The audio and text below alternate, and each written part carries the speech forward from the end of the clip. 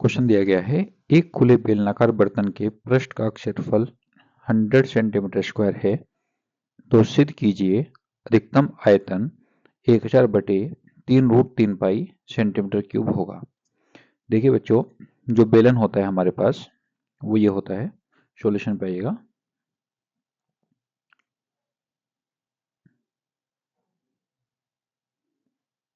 ये है, इसकी ऊंचाई h और त्रिज्या होती है r। ठीक है, यहाँ पे आप लिख भी लेना, माना, क्योंकि देखो आयतन की बात हो रही है तो इसमें ऊंचाई और त्रिज्या के बिना तो काम नहीं चलेगा।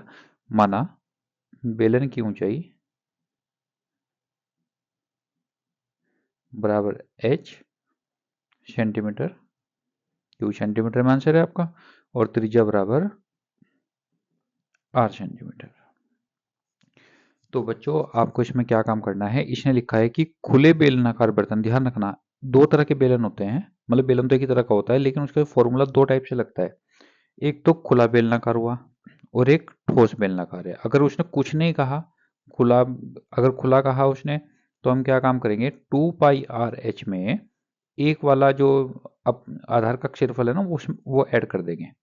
वक्र पृष्ठ में जब दोनों साइड के क्षेत्रफल जुड़ते हैं, ऊपर के भी और नीचे के भी, तब उसको हम संपूर्ण पृष्ठ कहते हैं, लेकिन वो होता है ठोस के लिए।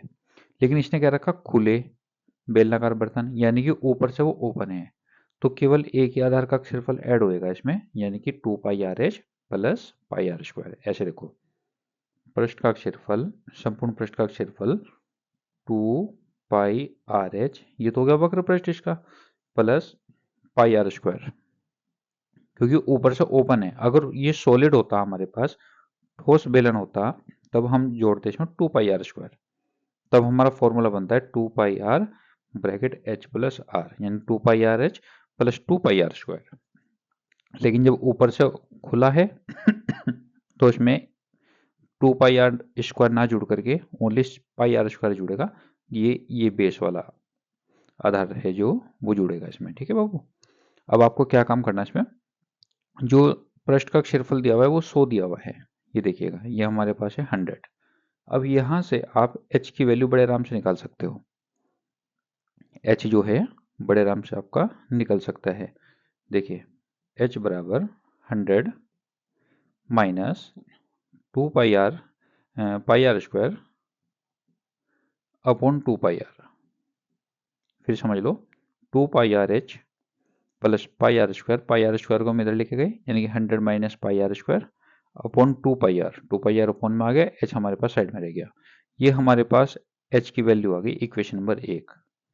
ठीक है, अब इसके बाद जो हमारा फंक्शन बनता है वो बनता है जो हमें अधिकतम या न्यूनतम शो करना होता है।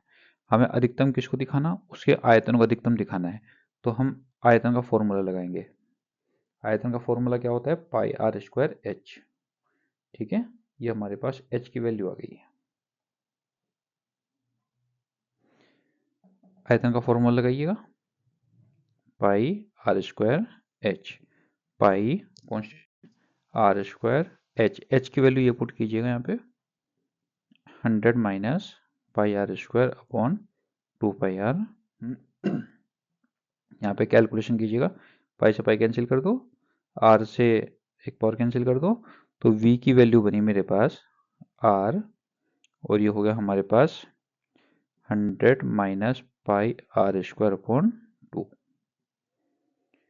इस r के अंदर मल्टीप्लाई कीजिएगा, 1/2 को बल्कि बाहर रख लो। जब r की मल्टीप्लाई करेंगे तो ये हो जाएगा 100r माइनस πr³।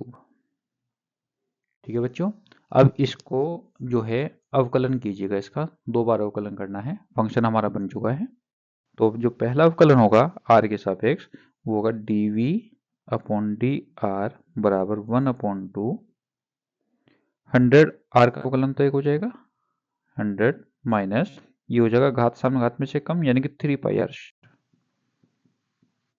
इसके बाद सेकंड वाला अवकलन कीजिएगा, d2v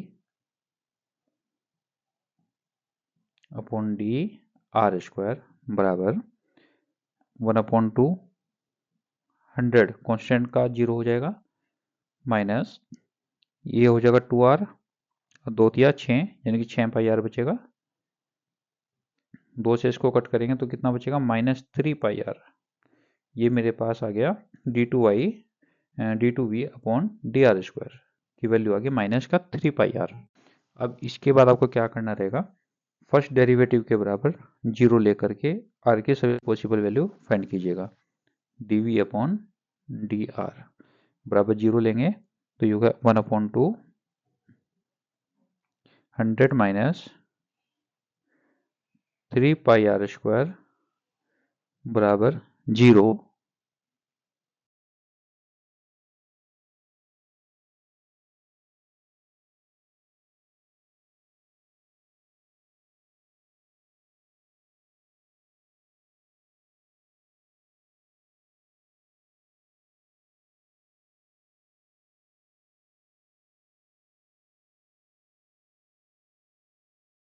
r हमारे पास जो आएगा वो आएगा, इसका इधर स्क्वायर रूट कर लो, 100 का स्क्वायर रूट 10 हो जाएगा और इसके ऊपर रूट आ जाएगा। बस r की वैल्यू आ गई, की वैल्यू है ये। अभी r का मान जो है हम यहाँ पे पुट करेंगे सेकेंड डेरिवेटिव में, v अपॉन डी आर बराबर -3 पाई r की वैल्यू कितनी है मेरे पास, इंटू 10/√3 पाई। अभी देखो पूरी वैल्यू नेगेटिव है, नेगेटिव, तो जब नेगेटिव हमारे पास वैल्यू आ गई है तो हमारे पास फंक्शन होगा निम्नलिखित, सॉरी फंक्शन उच्चिष्ट, और उच्चिष्टि हमें दिखाना था, देखो आयतन ही शो करना था। अब हमें क्या करना है, जो महत्तम आयतन है वो हमें ये भी प्रूफ करना है। ठीक है बच्चों, तो क्या करना रहेगा, जो r की वैल्यू है वो उठा के यहाँ v में पुट कर दीजिएगा। जो अधिकतम आयतन है ना, आयतन का तो फंक्शन हमारा ये बना हुआ है, ये भी आयतन का ही है, ये भी आयतन का, यहाँ पे रख दो, बल्कि ये जो वैल्यू है इसको समीकरण नंबर 2 मान लो। ये जो r की वैल्यू है वो उठा के समीकरण 2 में पुट करने पर, यानी कि v का मान आएगा आपका, v का मान आएगा r की वैल्यू है आपके पास 10/√3 पाई